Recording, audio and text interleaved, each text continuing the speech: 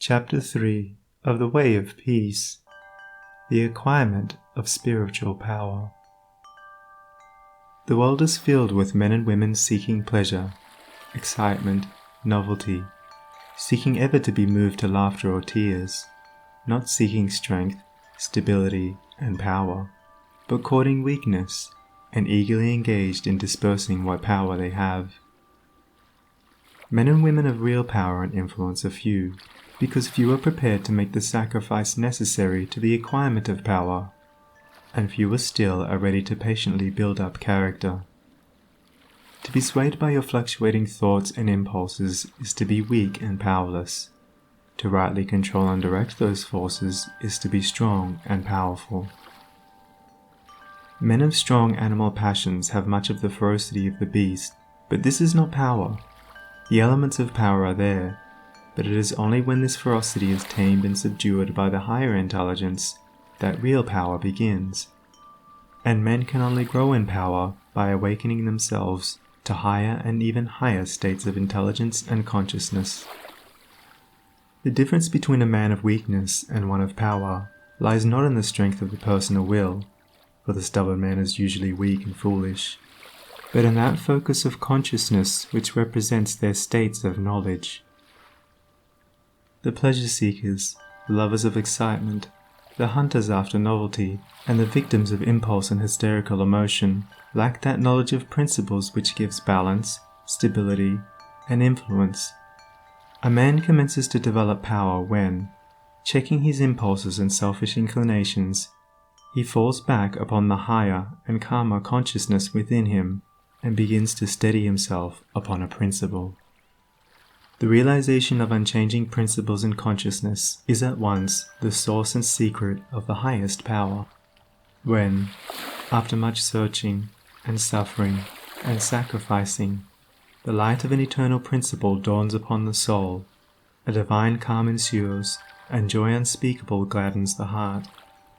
He who has realized such a principle ceases to wander, and remains poised and self-possessed. He ceases to be passion's slave, and becomes a master builder in the temple of destiny. The man that is governed by self, and not by a principle, changes his front when his selfish comforts are threatened. Deeply intent upon defending and guarding his own interests, he regards all means as lawful that will subserve that end. He is continually scheming as to how he may protect himself against his enemies, being too self-centered to perceive that he is his own enemy. Such a man's work crumbles away, for it is divorced from truth and power. All effort that is grounded upon self perishes. Only that work endures that is built upon an indestructible principle. The man that stands upon a principle is the same calm, dauntless, self-possessed man under all circumstances. When the hour of trial comes, and he has to decide between his personal comforts and truth, he gives up his comforts and remains firm. Even the prospect of torture and death cannot alter or deter him. The man of self regards the loss of his wealth, his comforts, or his life as the greatest calamities which can befall him. The man of principle looks upon these incidences as comparatively insignificant, and not to be weighed with loss of character, loss of truth. To desert truth is, to him, the only happening which can really be called a calamity. It is the hour of crisis which decides who are the minions of darkness, and who the children of light. It is the epoch of threatening disaster, ruin, and persecution, which divides the sheep from the goats, and reveals to the reverential gaze of succeeding ages the men and women of power. It is easy for a man, so long as he is left in the enjoyment of his possessions, to persuade himself that he believes in and adheres to the principles of peace, brotherhood, and universal love.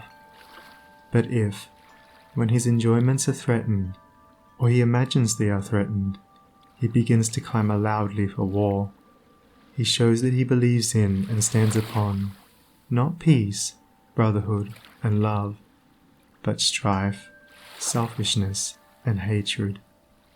He who does not desert his principles when threatened with the loss of every earthly thing, even to the loss of reputation and life, is the man of power, is the man whose every word and work endures, is the man whom the afterworld honors, reveres, and worships.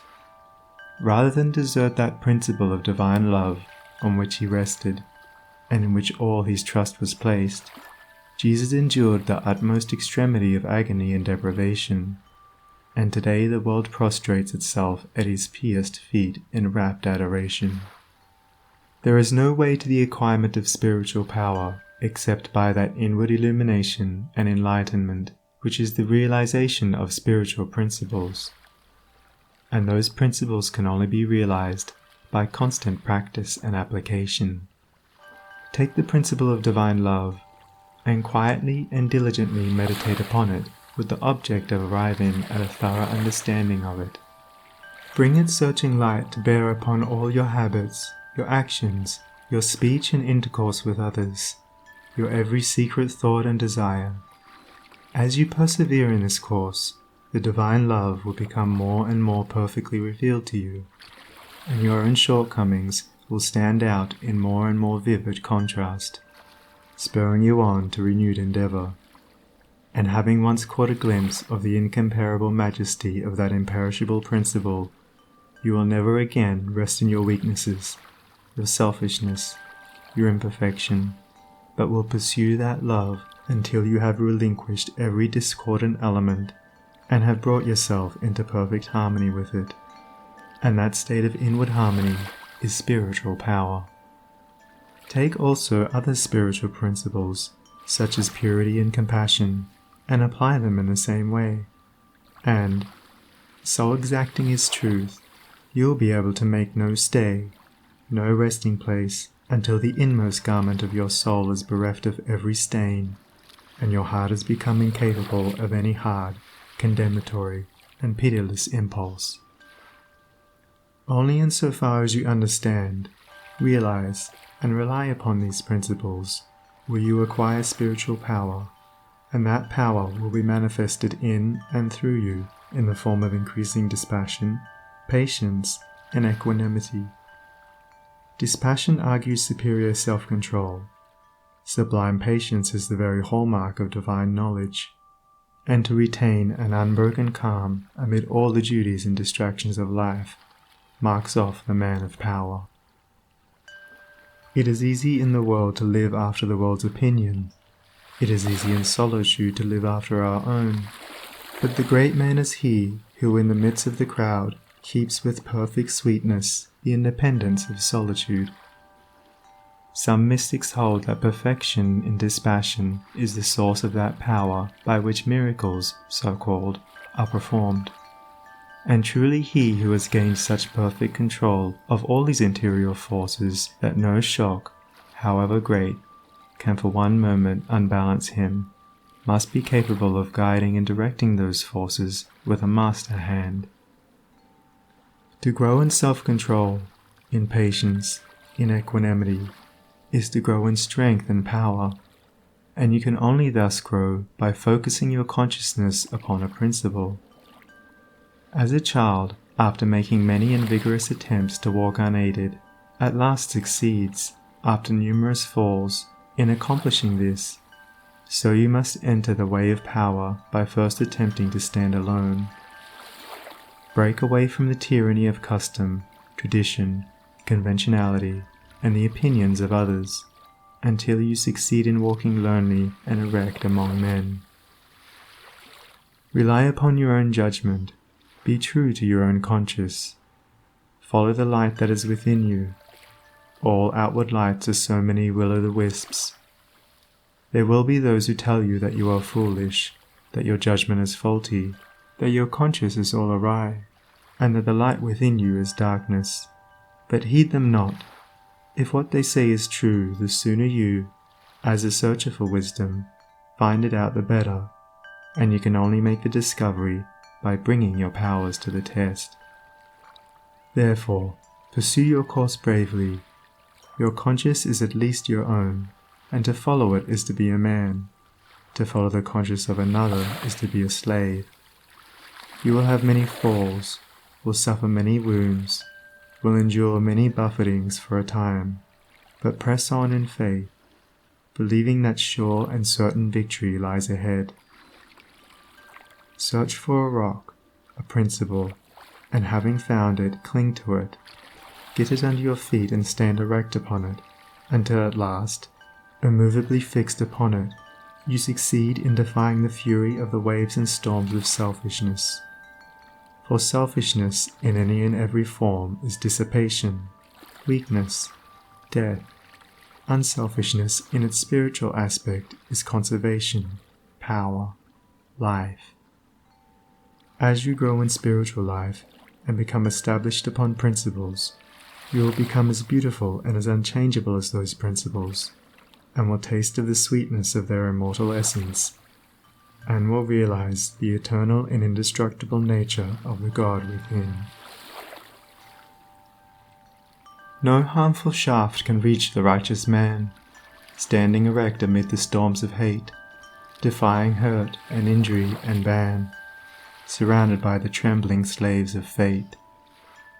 Majestic in the strength of silent power, serene he stands, nor changes not nor turns, patient and firm in suffering's darkest hour.